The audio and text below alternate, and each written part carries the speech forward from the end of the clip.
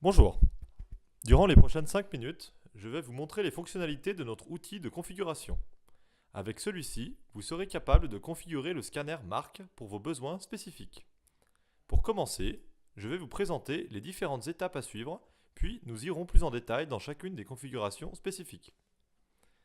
Prenez en note que nous améliorons continuellement notre produit avec des fonctions supplémentaires. Si la fonction que vous désirez n'est pas disponible, merci de nous en informer et nous ferons notre possible pour la mettre en place. Vous démarrez toujours sur l'écran principal. Sur le côté gauche, vous pouvez générer directement une configuration de code barre par défaut. Vous pouvez en créer une nouvelle. Vous pouvez ouvrir une configuration déjà sauvegardée. Vous pouvez enfin enregistrer votre configuration. Si vous avez besoin de travailler hors ligne, vous pouvez télécharger notre outil de configuration. Cliquez sur le bouton en haut à droite « Téléchargement ». Si vous êtes en déplacement et souhaitez créer une nouvelle configuration, vous pouvez également utiliser notre outil sur votre smartphone. Pour créer une nouvelle configuration, cliquez soit sur « Créer une nouvelle configuration » ou bien sur le bouton « Symbologie » à droite. Ici, vous pouvez décocher de manière individuelle des types de code barre et déterminer des fonctions pour chaque type de code barre. Cela peut être utile si vous disposez de différents codes barres imprimés sur un document, mais n'avez besoin de scanner qu'un type spécifique. Pour éviter de scanner le mauvais code barre, vous pouvez désactiver les types de code barre dont vous n'avez pas besoin. Vous pouvez également définir des limites dans la taille des codes barres, soit pour une taille, soit pour un intervalle spécifique. Dans cet exemple, seuls les codes barres ayant 4 ou 5 chiffres seront scannés. Lorsque vous avez fini votre configuration, cliquez sur l'onglet « Formatage des données ». Ici, vous pouvez ajouter un préfixe et un suffixe. Cela signifie que vous pouvez déterminer quelles informations sont envoyées après ou avant le code barre. Pour cela, cliquez simplement sur l'espace avant ou après le code barre, puis sélectionnez la touche souhaitée. Les préfixes et suffixes sont limités à une seule touche chacun. Vous trouverez de combinaisons dans l'onglet « Formatage avancé ».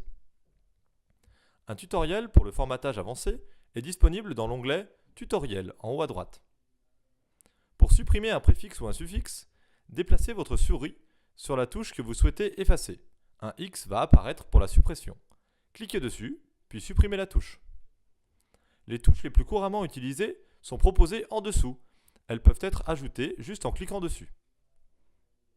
Pour configurer marque et le point d'accès, sélectionnez le bouton « Paramétrage du périphérique ». Pour garantir une transmission correcte des données, de l'utilisation d'une sortie USB HDI, merci de vérifier que vous configurez le clavier qui correspond au clavier utilisé sur votre tablette IPC ou terminal qui recevra le code barre.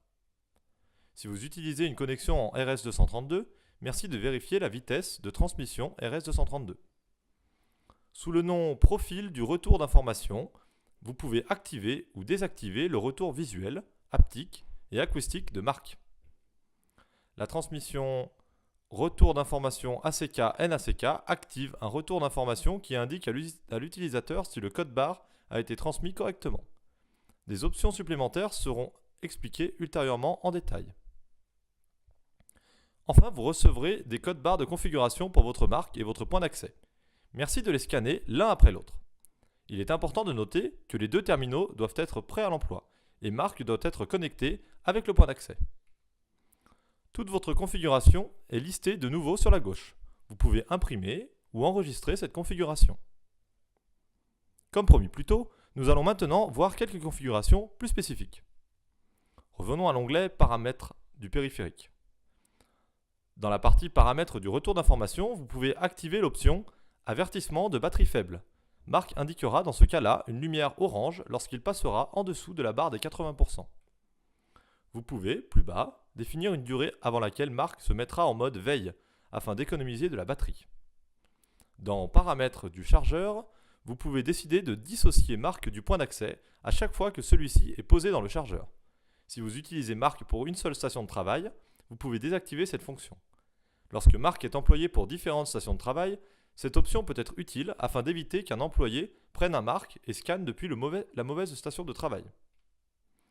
Restons à l'onglet « Paramétrage du périphérique ».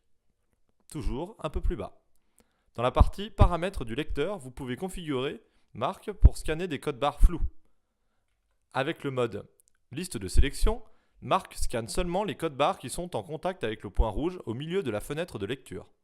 Avec cette fonction, vous pouvez plus facilement lire un code barre qui est sur une liste de picking et que vous ne pouvez pas exclure grâce au type de code barre. Notez que le mode liste de sélection augmente légèrement la consommation de notre batterie, ainsi que le temps de reconnaissance des codes barres. Si vous scannez un code barre sur un écran, l'option téléphone mobile, mode d'affichage, peut aider.